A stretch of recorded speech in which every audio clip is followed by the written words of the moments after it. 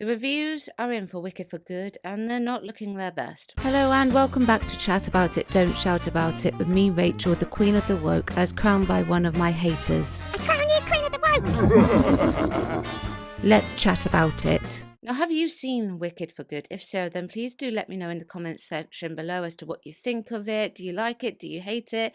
Is it in between for you? Is it not really your cup of tea? I'd be interested to know.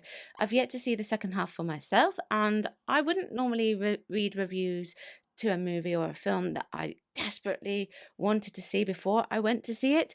But I'm not all that enamored with Wicked itself in general, and that's been ever since it's been released. So I thought I would take a look anyway. So, for a little bit of context before we take a look at the reviews, when I did my university degree, that was musical theatre. Now, the one thing that everyone was raving about was Wicked and how amazingly good it was and how I should go and see it. Now, I'm not too keen when they do things like that, people do things like that, because what it does is it sets my expectations way too high, which is one of the reasons why I don't read reviews, actually. So I didn't go for a long time. And when I eventually did go, I didn't like it. In fact, I hated it. The first half was great, and the second half just feels completely flat in comparison to the first. And it's all to do with the structuring from the end of Act One. And it's all to do with the songs. It's not to do with the story. It's not to do with what the characters are doing or anything like that. It's the structuring and the ordering of the songs. And, well, maybe partly to do with the story, but, well, anyway, we'll worry about that perhaps later. When they announced they were doing the Wicked movie, I was delighted because I thought, oh, yay, we'll be seeing it without an interval. And that will hopefully keep the momentum of the particular movie going, yeah?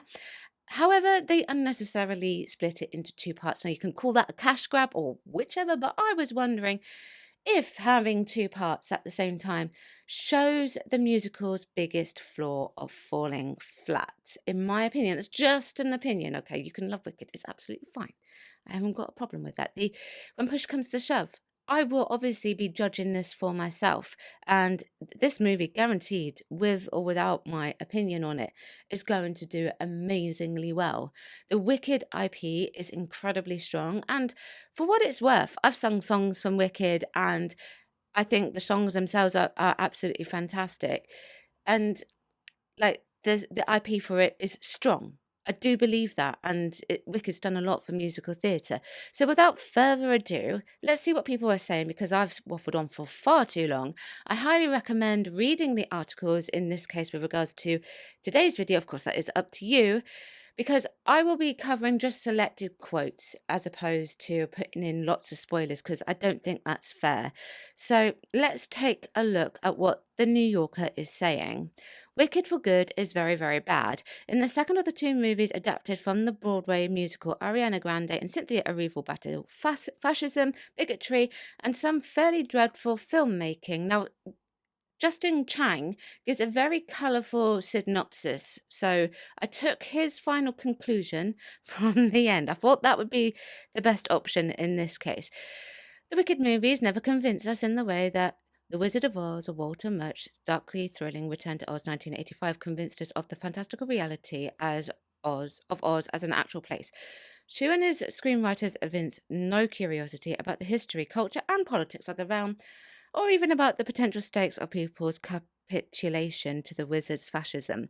The citizens of Oz are treated no more than an undifferentiated crowd of extras, an ignorant and finally disposable monolith. The movie's flattery of the audience and our supposedly superior conscience is an expression of the same contempt. I want to highlight that I don't think, in my opinion, the stage show really does that either, particularly in Act Two, where this should be more apparent within the storytelling. Obviously, if it goes over people's head, it really doesn't matter. But I'd be interested to know if I think the same thing about the film with regards to what's happening in comparison to Act Two stage show. But yes, what I'm saying is what he's just said there, it doesn't really happen in the stage show anyway, in my opinion. Now, let's see what the Hollywood Reporter from India has to say about this. Wicked for Good movie review soars, stumbles, and splits into Ariana Grande and Cynthia Erivo lift Wicked for Good into rare air, but the two-part structure leaves this half of film floating around without momentum. But Wicked has always belonged to Glinda and Elphaba, and Grande and Cynthia Erivo bear that inheritance with striking conviction. Grande plays a more morally porous Glinda the good, less the goodliest Glinda, more a young woman abruptly forced in onto the tightrope between public benevolence and private doubt. She's funnier than she is dramatic, which is what it's like in the stage show. But the levity is essential. It's her wide-eyed, almost desperate optimism that keeps the film aerated. When the movie remembers to be playful, it's often because Grande has remembered first. And I think, to be honest with you, Glinda does that naturally. Now, I would expect that as you get that in the stage production, no matter what you think of it. So it's good that it's followed through. Okay, it does happen. It does happen in the stage show. Erivo's Elphaba, meanwhile, is a study in incremental hardening, a crusader turning slowly, painfully into a martyr. By the time she reaches no good deed, the room feels electrically recharged, every hair raised, every breath held, and Erivo carries the hum of hope and despair. There are scattered pleasures, the tender romance between Fiyero and Elphaba, the pointed melancholy of Elphaba saying they need someone to be wicked for you to be good, the line readings that feel like small, bright knives, but it's hard to ignore the sense that this chapter has been built to inherit momentum rather than generate it. Last year's Defying Gravity was, and this is important, this bit, was a thunderclap. A year later, that echo has thinned. And this is my issue with the stage version. Really. Defying Gravity, if you've ever heard it and if you've ever seen it in the context of the stage show, it's like this is said. It is electrifying. So when you look at it structurally at the end of Act 1, should it really go there? You have this big musical number that can easily get a standing ovation, okay, quite easily, to be followed by a bit of a bleat with like wonderful and thank goodness. Although thank goodness is fine. Wonderful is a bit, I always wondered if having No Good Deed being at the end of Act 1 would Defying Gravity being the opener of Act 2 and a reprise of the song of No Good Deed or the equivalent should be in that order, or perhaps even having Elphaba and Glinda attempting to escape as the curtain comes down and then open with Defying Gravity just to go into the other parts. It makes you wonder anyway. So even the Hollywood Reporter India wasn't a big fan of it. I also looked up what the American version of the Hollywood Reporter, even though it is an American brand, I do apologize, has said.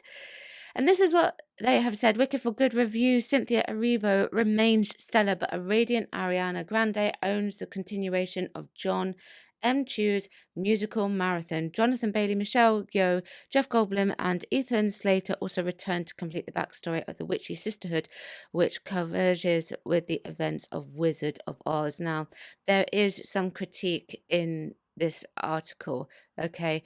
But they were mostly full of praise, which is interesting compared to their counterpart who didn't praise it, okay? So they go on to say this. The doubts that surfaced when it was first announced that John M. Chu's screen adaptation of Wicked was to be released in 2 parts are not exactly erased by the 2 hours plus of the second installment. The show itself is like, 2.5 hours approximately? But it's safe to assume the millions of fans who have made the blockbuster stage musical a global phenomenon won't be complaining. That's an important point. Sure, all but one of the show's most memorable songs are in the first act, but in the investment in the character story and sumptuous design more than compensates in Wicked for Good, which again shows that casting stellar vocal talents Cynthia Erivo and Ariana Grande was a masterstroke. So there's that to point out. The fan base of Wicked, in this case the Hollywood Reporter, is exactly correct. It's okay to like the film. 100%, it's absolutely fine. It doesn't matter what my opinion is going to be of the film. You can like it and I don't like it. I don't know what I'm going to think of it yet. It could be better for all I know. So let's check out Rotten Tomatoes. This information is correct at the time of recording. So on the tomato meter, it's 69%. And on the popcorn meter, it's 95%. So it's being very well received in that sense. I also find something that happens a lot with Rotten Tomatoes. When critics say that they really love it and they certify it fresh, the audience doesn't always agree, and vice versa. There is quite a difference in percentage here, but it's fresh and it's not rotten. So they're on the same wavelength. So, that's a good thing to see. When you see it like that, that's a good thing, okay? Okay, so let's take a look at what the audience thought of it. Okay, and this is just some of the reviews, and a lot of them are positive. There are some negatives and there are some mids, but we've covered some of the negatives already. Let's take a look at some of the positives. I thought the first half was slow, dark, but I think it was supposed to be. It then picked up, and by the end, I was sobbing. Excellent ending to the Wicked series, wonderful twists and turns. This person says the acting was just as good as the first movie, but didn't enjoy the music as much. Interesting. Overall, it was a good movie. Great, that's good. Then this person says an interesting twist and a view from a different perspective on one of the all-time classics. Well written, well shot, and overall well done. Does the timeless classic that we all know justice on every level. And this person says Wicked for Good was a good sequel to the last film. The story, the music, and the characters were amazing once again, but if you loved the first film from last year, then you are really going to enjoy part 2. Overall, this was a good film, and I am going to watch it again when it comes out on digital. So, this in general, overall, is what I actually expected from the audience, and that's good. This also tells you that fan opinion and what the fan wants is the most important thing here. This is what Hollywood needs to take away from this, that they did with like Oppenheimer or Barbie. The fans are the most important, okay? The critics, on the other hand, were a mixed bag of reviews, but I honestly do not think that will affect what this movie is going to do in any way, shape, or form. I can appreciate Wicked for what it is, even if I don't like it. The songs in themselves are some of the best that Stephen Schwartz has ever written, along with Godspell. Godspell is easily his best musical, structurally, I think. I will be watching it as a completion to the first part, and I will review it if you would like me to. I don't think I reviewed the first part on here. I can't remember, but I'd have to go back and check. Also, other than the weirdness that's going on with Cynthia and Ariana that a lot of people have been commenting on, I don't think that's going to affect its run. I think I said that last week as well. But the IP of Wicked, in my honest opinion, speaks for itself no matter who is behind it and who is bringing it to life. That's what I think. What do you think? Check out some of the other content that I've picked out for you. Chat about it. Don't shout about it. Thanks for watching. I will see you tomorrow. Bye-bye. Thank you for watching today. Don't forget you can join me on my other platforms as well. I've got YouTube, Rumble, Spotify, X, TikTok, Instagram, Locals, Substack, and I also have a Discord. Everything is linked below.